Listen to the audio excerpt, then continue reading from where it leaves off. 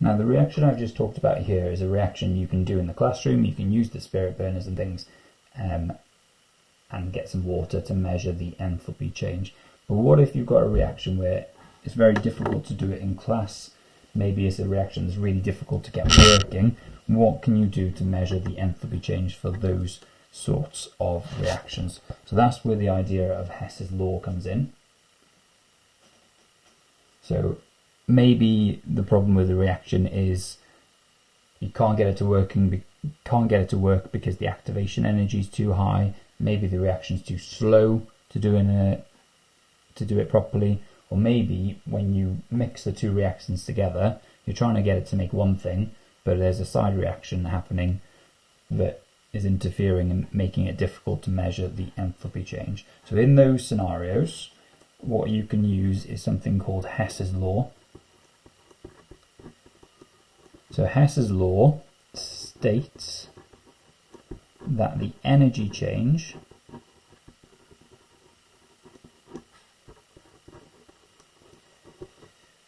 from reactants to products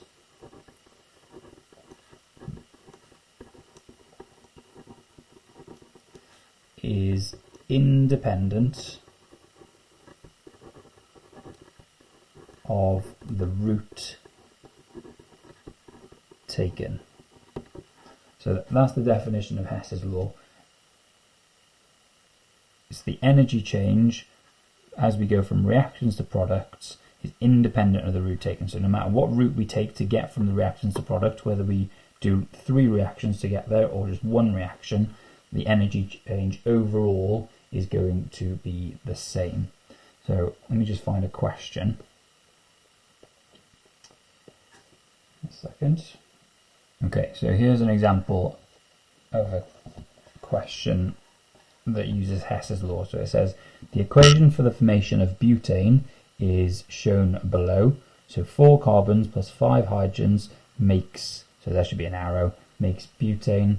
And it says it would be impossible to measure the enthalpy change of this reaction directly. In this case, the reason it's impossible is because when you mix 4 carbons and hydrogens, yes, you're hoping you're going to get this, but you could get any number of alkanes. It's not only going to be butane. So construct a Hess cycle and use the data below to indirectly determine the enthalpy change. So they've given us enthalpy changes of combustion, so the enthalpy change of combustion of carbon, of hydrogen, and of butane. So we need to construct something called a Hess cycle first. So if I can put that there. So here's our reaction: 4 carbons, which are solid, reacting with 5 hydrogens, which are gas, to make butane, which is C4H10, as a gas. So there's the equation for the formation of butane, and then it says use combustion data, so use these enthalpy changes of combustion to work out the energy change. So the energy change is the thing that we need to work out. Now, if we're thinking, what does -394 mean in the case of carbon? This is the enthalpy change of combustion, standard enthalpy change of combustion from the previous video, is the energy change that takes place when 1 mole of a substance, in this case carbon, is completely burnt in oxygen. So let's imagine that we burn the carbon completely in oxygen and we end up making carbon dioxide. It's telling us that the energy change for that is -394 kilojoules per mole. Let's say we also burn the hydrogen, so burning the hydrogen -286 to make water as well. And over here we've burnt the butane to make carbon dioxide and water. So they've told us that the energy change to burn the butane, for every mole of butane that gets burnt, is -2877, and the energy change for burning carbon is -394 and hydrogen is -286.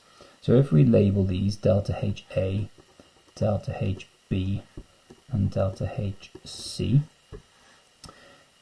back to Hess's law, states the energy change going from reactants to products is independent of the route taken. So we've now got two routes. We've got this route along the top, but we could also go this route, which is a slightly alternative direction.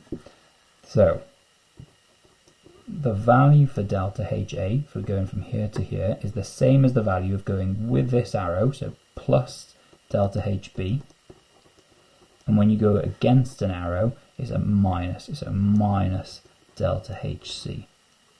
So this value, the energy change going from here to here, is the same as plus that value and minus whatever change that thing is there. So if we try and work out delta HB now, what's happening in this change over here is we're burning 4 carbons, so 4 lots of minus 394,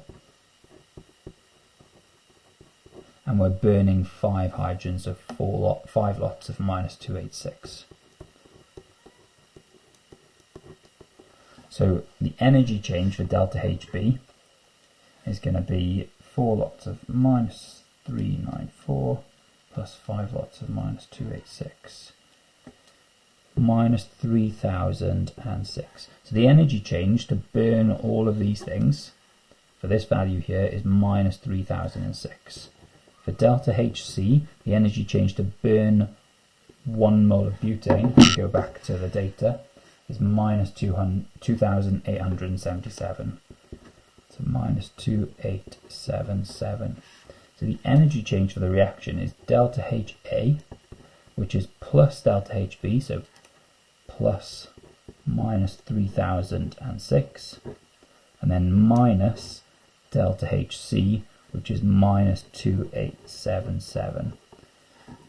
So if we plug those numbers in, it gives us minus 129, and it's measured in kilojoules per mole. The answer makes sense. So if you're thinking about the number there, it's a negative number. I know in this type of reaction it should be negative, so the answer I've got makes sense.